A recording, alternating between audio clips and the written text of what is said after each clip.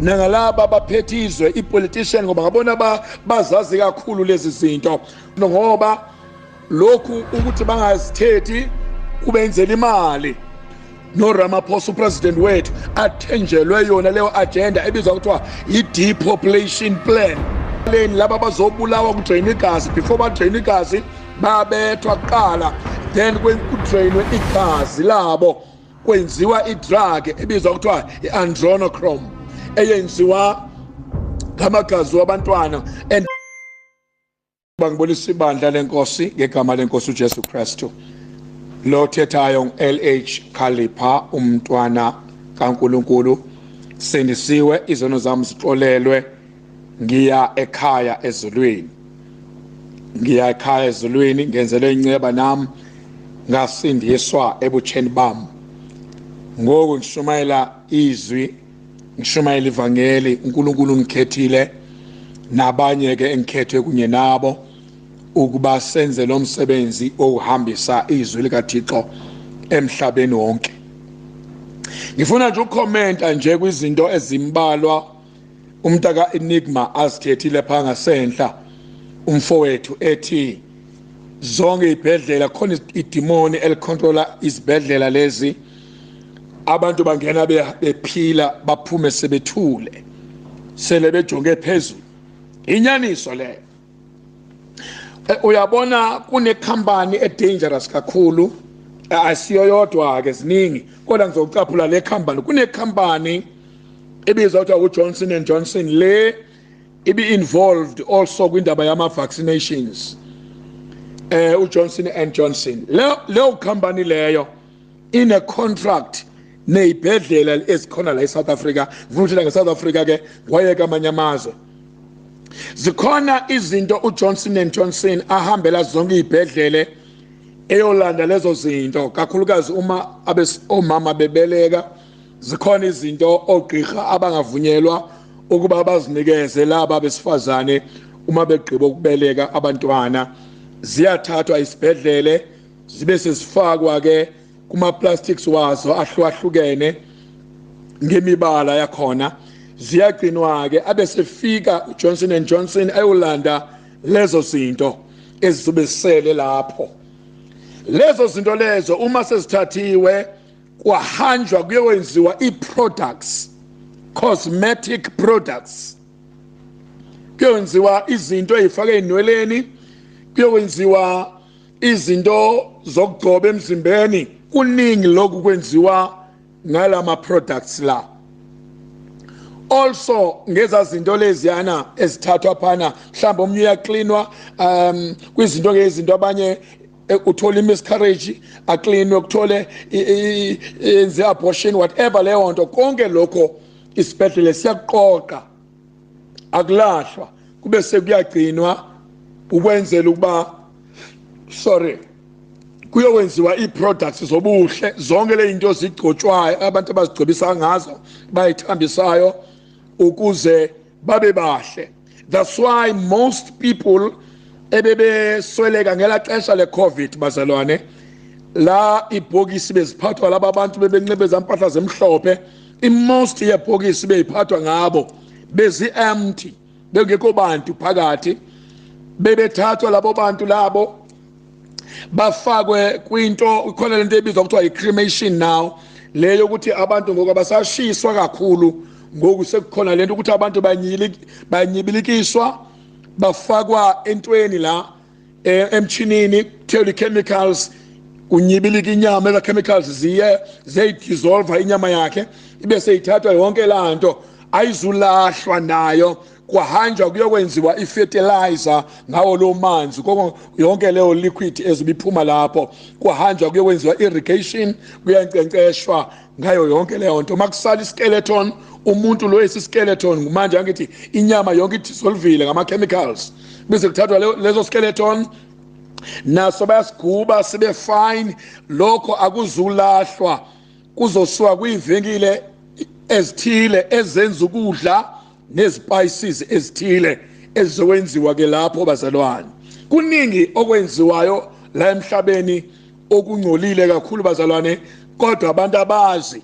Futhi lezi zinto ke ayithethwa nangalabo abazaziyo nangalabo abaphethizwe ipolitician ngoba ngabona bazazi kakhulu lezi zinto manje basigudli lezi zinto ngoba lokhu ukuthi bangazithethi kubenzela imali ngoba kunemali eningi abayinikezwayo ukwenzela ukuthi bavumele as products zidla umhlaba wonke. Okunye lapha esibhedlela ngisekhona esibhedlela ngangazi mina ukuba onesi laba nogqirha mawugqiba uthola umntwana bakunyanzelise la isibhedlela ukuba kunyanzelekile lo mntwana agonywe baza kuhlelela ke ukuthi ugonyela into ethile nethile kuningi abazakuchazela kona kodwa into ebe ningayazi mina ukuthi leyo vaccination ipoison leyo efakwa kuwo wonke umntwana ekufuneka abe nayo egazini lakhe ukwenzela ukuba mayefika kwixesha elithile kube sekuba khona izifo ezivelayo nje egazini lakhe. That's why namhlanje mongabuka abantu abasha namhlanje o 20 years uya ko 30 years sebenento eziningi sebenamathambo bana konke nje okade kubalulwa abantu abadala sekukhona nakwintsha yanamhlanje.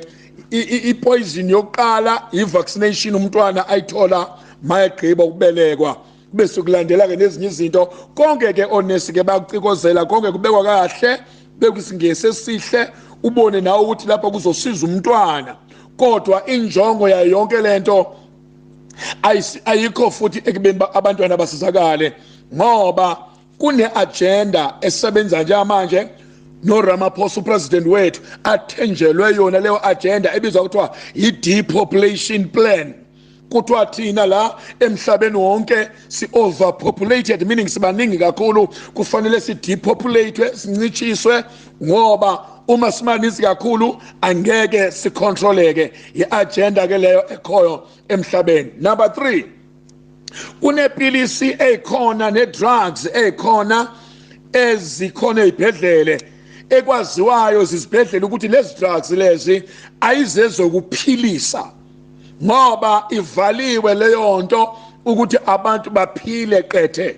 Now kwenziwe uhlobo oluthile lwe-drugs ezenzeka nje just to stabilize isimo sabantu ukuthi nje kuthonyelaliswe ukufa kwakhe ngoba akufunekanga kube khona umuntu ophilayo ngoba ngazo lezi drugs kwenziwa ibusiness ngabantu.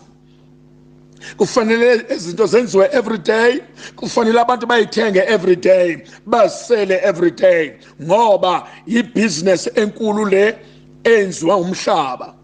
That's why lokho kuqale uma uRothschild ethatha wonke amayeza aba-under yena ibhedlele nama-chemist ngokunjalo ewathathela kuyeke kwaqalwa ke lento waqokelela ogqirha ingcaphephe zogqirha kwenziwa ke olohlobo le-drugs ukwenzela ukuthi ke ngazo lezo drugs abantu bangaphili ngoba kufanele kwenziwe imali serious ngempilo zabantu. Disekule ndawo ye-drugs kukhona njengoba sazi ukuthi even in South Africa abantwana bayantshontshwa abancane every day bayathathwa baya phansi kwentaba ethile kunamatone lagcwele umhlaba wonke ngaphansi abasuka khona lapha nabawugcinwa khona 6 years 7 years benziwa khona i-sex slaves bathayisisa umzimba ngenkani bebancane abanye kubo babekwe ecaleni laba bazobulawa kudrain igazi before badrain igazi babethwa kuqala then kudrainwe igazi labo kwenziwa i-drug ebizwa kuthiwa i-adrenochrome eyenziwa ngamagazi wabantwana and they prefer kakhulu abantwana abamnyama ngoba kuthiwa igazi labo li stronger than laba bamhlophe.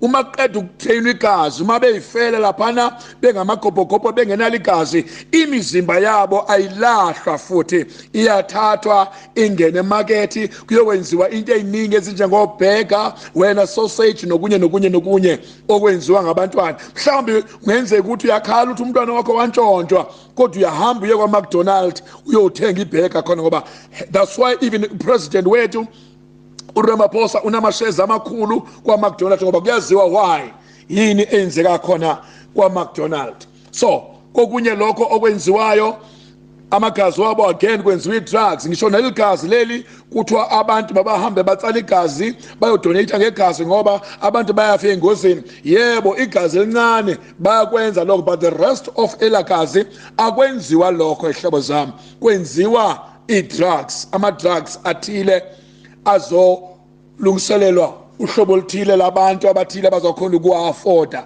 Lelo gazi liya kuma-drugs. Elinye ke obviously once uqola ligazi kufanele wazi ukuthi ama-devil worshipper nawo azokhona ukuphila ngalo lelo gazi. Alright, asidlule lapho nje. Okunye nje okukhona la emhlabeni esikubonayo, okay, esikubonayo la emhlabeni siphawula ukuthi amanzi esoselayo apoisoniwe, i-drinks zipoisoniwe, also umoya esiwuphefumulayo upoisoniwe. That's why amanzi bawaklina nge-chemicals. Kodwa lezo chemicals abazidraini zona emanzini esiwaselayo ngoba lokho kuyi-part of i-agenda ye-depopulation plan. You know, aku-encourage ukuthi usele amanzi omthombo, aku-encourage bafuna wonke umuntu asele amanzi wetepu ngoba bayazi ukuthi amanzi wetepu anama-chemicals ahamba nawo. Amanzi wemvula athi efika emhlabeni abe sesiza ne-chemicals ngoba kukhona ijet ezihamba pha phezulu ezibizwa kuthiwa zii-chemtrails ezihamba lapha phezulu. Ufike wena ubona lapha phezulu engathi kubhalekile la esibhakaphakeni kunela train la jet ihamba pha ishiya la mzila lowa i-chemical le mayibuya la nto imvula yakhona ibuya nama-chemicals ukuze also makuspray lanto umoya lo esiwuphefumulayo siwuphefumula unama-chemicals. Khona into ebizwa kuthiwa zi-nanoparticles, izinto ongeke uyibone ngamehlo, into encane ongeke uzibone ngamehlo but siyaziphefumula ngoba bathi laba baphethe umhlaba kufanele i-life span yomuntu ophilayo manje ibe mfutshane, angabikho umuntu ongaphili isikhathi eside. It's part of i-agenda abanayo leyo kwindaba yomoya esiwuphefumulayo, ukudla esikudlayo, also namanzi apoisoniwe. That's why mabuka ukudla mongajonga lokhu kudla kufast lokhu ama-fast food la, you know, ukudla khona kudala kubolile kodwa kunama-chemicals afakwa khona kube ngathi ku-fresh kodwa akukho fresh. Ngisho even ama-orange athi entshwenyile ebolile afakwa kula chemicals ahlaliswa nje ubusuku bonke. Makusakusasa only 24 hours makusakusasa afresh ama-orange wakhona nama-apile wakhona uyawadla. You know, amanye kakhulukazi lama-orange ufike ebomvu la emahle kahle bathi yini la ufike enendawo ezibomvu la kuwa ama-orange la, amanye kukhona lapho adishwa khona kuma-chemicals athile abaye bawadiphe khona. Alright, so ngizama ukubonisa ukuthi ukudla esikudlayo hlobo zami, amanzi esiwaselayo, umoya esiwuphefumulayo, amayeza asetshenziswa ngabantu. That's why most yalamayeza mawungasebenzisa imagnet kuwo ipilisi lezi uye uyithola ukuthi ezinye ipilisi zine-magnet phakathi ngoba khona izinto abafuna ukuthi ma uwasela usele izipilisi uyithole inansika i-vaccination nobe ngathi istopile i-vaccination le ayikastophi ngoba khona into abaseza zona ukuze mayifika ngaphakathi lento ihlangane apha kuwe ngaphakathi ikwazi ukukhupha i-information nawe njenge-vaccination. Bonke abantu bebe-vaccinatwa, they want to see what is going on under their skin. Bafuna ukubona ngabo ubuxhakaxhaka be-technology. That's why ama-vaccination noba uye-airport bayakubona kune-screen khona, banezi-screens abakwazi umbona umuntu owavaccinatile nongakhange vaccinated because lokho nje kuyakhona ukuvela kwi-system. Noba ungena mall bayakhona ukuyibona leyo nto ukuba kwenzeka ntoni in your life. Konke nje uSathane uzamile ukuthi akungcolise i-fashion, impahla encitshwayo. Siyazi ukuthi most yabantu abadesign impahla zi-gays most of the time. Ngama-gay zi-gays ezidesign impahla and lokhu bakudizayinayo kuqala they read the Bible ukuthi uNkulunkulu ufunani eBhayibhelini ufuna kwenzeni. That's why now these days kudizayinelwa abomama ukuthi banxibe ibhluke because they know in the scriptures lokho akwamkeliwe uNkulunkulu. They design impahla ezoba tighter, impahla edabukayo kuvela ubuze bomuntu wesifazane because they read the Bible first ukuba uThixo uthini ezwini babe sebayijika leyo nto benze okunye. Coming, point number 6, coming to the churches.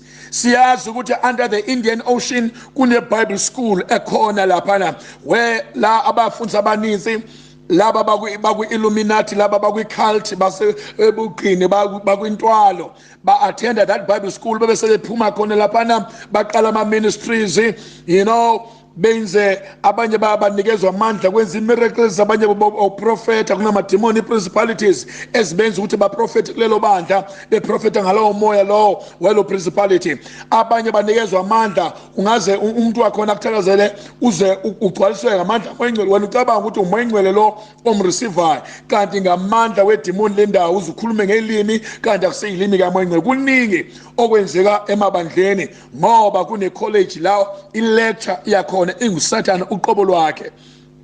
La abafundisi khona mabephuma khona bayatshela ukuthi kufanele bayichintshe imfundiso lendibizwa ukuthi sound doctrine. Imfundiso yabo kufanele bayichintshe, hence iBhayibheli ikhuluma nge-false apostles, false saints, abapostoli bobuxoki, abazalwane bobuxoki. iBhayibheli ikhuluma futhi nangemfundiso zobuxoki. Konke lokhu kuya kwenziwe ebandleni ukuthi ibandla leli babe baningi abacabanga ukuthi basinshiwe bayizulwini kodwa bangakhona ukufika khona ngoba kunemfundiso eziningi and kuliwa kakhulukazi ne-sound doctrine, kuliwa kakhulukazi nemfundiso zasekuqaleni zesibhalo. Sekushunyela manje into ethi amaxesha ashintshile. Uma umfundisi manje kufanele ushumayele imfundiso yexesha, intshumayelo yexesha, ungayishumayeli intshumayelo esekuqaleni ngoba lokho kwenziwa ngama-devil worshipper. Nabantu abaningi ama-devil worshipper amaninzi ayatrainwa ukuthi aye emabandleni azinikela bengathi asinisiwe, ahlabelele khona, a-introduce i-dance ngoba ngithi ayahlabelela bayathanda umculo wabo babe sebe-introduce i-dance ekhona.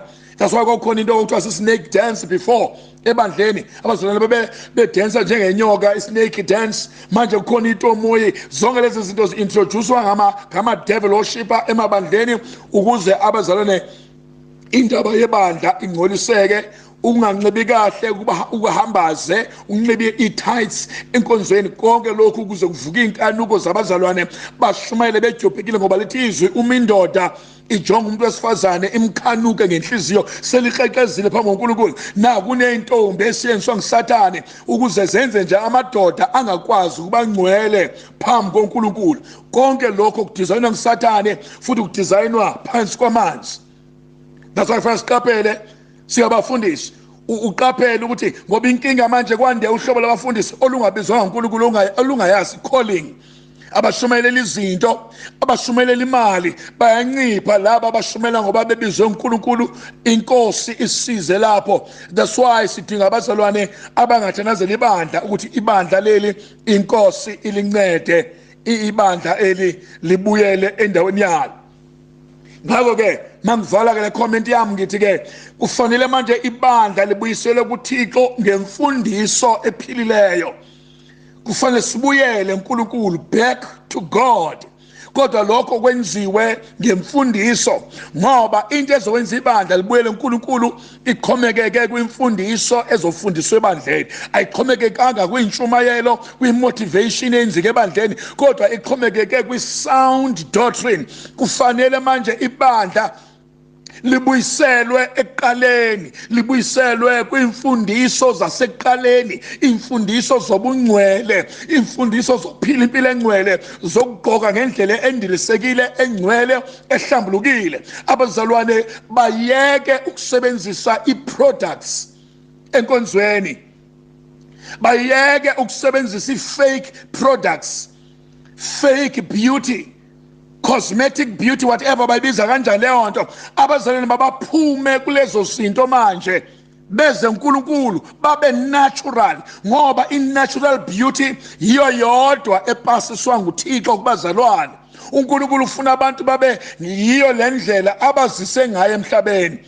Akafuni bayishintshe leyo nto. Once baqala uyishintsha, they recreate themselves, bayidala bona bazenze uNkulunkulu emizimbeni yabo. Lokho akwamkeliwe inkosi. Kufanele umzalwane ngamunye ayigcine ngalendlela uNkulunkulu amlethe ngayo emhlabeni. Ngabe mofunda izwi lenkosi, basilifunde leli lizwi. Le message ngiyikota kaningi lento, cela ukuvala ngayo. Ngikota kanitsi lento ngizoyifunda la. First Thessalonians chapter 5. Ngikota kaningi lento le sizoyifunda la. First Thessalonians chapter 5. Ngifuna sifunde le verse, ngivala ke i-comment yami nje ebengithanda ukuyenza la. First Thessalonians chapter 5. Cela ukuvala verse 23. Ngivale yonke lento ithi lesiXhoseni, wanga ke uThixo oxolo ngokwakhe anganingcwalisa niphelelisekile. Khulunywa nebandla, khulunywa nabazalwane. Ithi uthi ugqibelele owenu number 1 umoya nomphefumulo nomzimba. Kugqibelele ntoni? Umoya nomphefumulo nomzimba. Mamela ke, ugcinwe ngokungena kusoleka ekufikeni kwenkosi yethu Yesu Kristu. Ithi iBhayibhile lapha ezizinto zintathu kufuneka zigcinwe ngalendlela zigciniswe ngayo kuthi thina okokwethu kugcina. Inkosi yona yenzeni? Isigcinisile. Igcinise ntoni? Umoya, umphefumulo, umzimba. Lithi iBhayibhile ugcinwe ezizinto ngokungena kusoleka. Ngamanye amagama uThixo mayefika emhlabeni ezolanda ibandla, ithi la ngokungena kusoleka ekufikeni kwenkosi yethu Yesu Kristu. Ngamanye amagama uYesu mayezofika alanda ibandla uzojonga izinto eziyi-3 kubazalwane bonke. Ugcinwe njani umoya lomzalwane? Wawugcina kanjani umphefumulo wakhe? Pho wawugcina kanjani umzimba wakhe? Manje abantu abazalwane abafundisi akusho lutho okusemzimbeni, okushoyo kusenhliziyweni ukuthi umzalwane ugqoke kanjani, ukuthi ubuye kanjani. They lie. They are all liars. Basebenzela uSathane. They don't speak the truth. IBhayibhile lezi zinto ziyi-3 zigcinwe. Why funa sizigcine? Kukuba sizigcinisiwe. Umzalwane uyawugcina umoya wakhe, uyawugcina umphefumulo nomzimba, ugcina ngendlela awunikezwe ngayo, akashintshi lutho. Ugcinwe lezi zinto ngokungena kusola, ngoba inkosi mayifika izosola. uJesu uzoba suspicious, uzohoga, uzojonga umzimba wakho anikini inhloko athi lobo bungcwele bunabo ayisibubo lobu mina engikudesignele bona. Lendlela ubuyiyo, it is not enough. Bazalwane, gcinani imizimba yenu, gcinani umoya wenu, gcinani umphefumulo wenu. Don't change your body, don't change your hairs, the quality of your hair, the quality, the texture of your hair. Konke lokho kusemzimbeni wakho, enhlokweni yakho, enweleni zakho, ubuso bakho, ilips zomlomo wakho. Don't change anything. I-nails zakho. Mzalwane, yekani ukuthanda izwe, ihlobo zami. Uyekeni lokho. Sihlutshwa abazalwane, ngapha bafuna uJesu, ngapha bafuna izwe. Konke bayakufuna. Uthini lapha na enkosi uJesu? Nangu uJohn oqala efike emoyeni wami. uYohane oqala chapter 2 verse 15. Uthini yena? Verse 15, uthi u15, musani ukulithanda ihlabathi kwanezinto ezisehlabathini. Melake ukuba kukho othi alithande ihlabathi, izwe elisiphila kulo, uthando lukayise alukho kuye. Noba lo mzalwana ngayemangqine athi ndiyamthanda uThixo, naye uThixo uyanthanda, uyaxoka. Uma lo mzalwana uthanda izwe uyaxoka, akanayo inyaniso kaNkulunkulu. Ngoba lithi iBhayibhile othanda ihlabathi, uthando lukayise alukho kuye. Asizwe yini lezi zinto zisemhlabeni? Verse 16, ngokuba konke okusehlabathini naku 1, inkanuko yenyama. Abazalwane bangena ebandleni behambaze ngoba bafuna ukudlulisa inkanuko, bafuna ukukhanukwa abazalwane ebandleni, bafuna ubungcwele bungabikho. bahambaze banxiba izinto eziveza ishape zemizimba yabo ukuze kuzovela inkanuko yenyama. Ithi iBhayibheli okwasemhlabeni nako inkanuko yenyama. 2, nenkanuko yamehlo. 3, nokhankalazo lobubomu. Abazalwane banamhlanje abafundiseki bayakhankalaza. Uthi ukhuluma nabo bakhuluma back to you. Bayakhankalaza. Izinto zomhlaba lezo. Wasumzalwane abe nenkanuko yenyama, abe nenkanuko yamehlo. Hleli nje amehlo wakhe ayabawa. Amehlo wakhe agcwele lust futhi uyakhankalaza, akafuna ukufundiswa. Akafuna ukufundiseka. Isign yokuthi lo mzalwane umzalwane ophilelizwe, akaphileli Jesu. Ngoba ngathi usinsiwe asho ngomlomo, mara sibuka asizwa asilaleli umlomo kuphela, sibuka izenzo. Fine words are better than parsnips. To speak without action is useless. Hey, nathi verse yokugcina maninikele verse yokugcina. Nathi verse yokugcina uJames, uYakobi, James chapter 4. James chapter 4, uYakobi chapter 4, verse 4. Nathi verse yokugcina. Ithi la baxexeza indini kukhulunywa namadoda. Baxexeza ikazindini kukhulunywa nabantu besifazane. uNkulunkulu abantu uyakwazi ukubabiza amadoda athi bayaxexeza. Soze ukuthi yini ebanga ukuthi abantu kuthiwe bayaxexeza. Baxexeza indini ngamadoda la, baxexeza ikazindini ngabantu besifazane. Anazi na ukuba ubuhlobo balo ihlabathi, friendship with the world, ubuhlobo balo ihlabathi bubutshaba kuye uThixo. Othe ngoko wanga angaba sisihlobo salo ihlabathi. Uzenza yena lo mzalwane, uzenza utshaba lukaThixo. Wonke umzalwane westyle, wonke umzalwane wefashion ofuna uba umzalwane ophilela ifashion, ofuna ukwamkeleka ekuhlaleni, ofuna uba umzalwane o-understandayo, uzenze yena utshaba lukaThixo. Noba nganikela kanganani ayinsuku zonke enkonzweni, kodwa uma uvana nezwe, uyazithanda izinto zezwe, ungumuntu othanda izinto, umzalwane ophaphayo, lo mzalwane uxabene noThixo. Bazalwane, asibuyeleni enkosini, isikhathi siphelile. uJesu uyabuya masinyane. Sithreshwe ngisathane kuwo konke, sithreshwe emanzini, ekudleni, ekunxibeni, kuwo konke. Sekudingeka manje abazalwane abahlaniphile. uRomans 12 verse 2 uthi laphana ningamilisi okwelihlabathi, yibani kumila kumbi. Sanukufana nezwe bazalwane, yehlukani ezweni, milisano kaNkulunkulu. Bonakalani ukuthi nina ninezwe, niyibethelela inyama yenu emnqamlezweni. Anisaphili ngenkanuko zomzimba nenhlonti nemikhuba yasemzimbeni. Ngoku ningabantwana bakaThixo abanomoya kaThixo. Makubonakale lokho, hayi ngokuthetha kuphela, i-action, inkangeleko, konke ukubona komzalwane, ukucinga kwakho, ukuthetha kwakho, makuveze ukuthi wena unoJesu. Inkosi yomusa inibusise nisalalele, in Jesus name, amen and amen.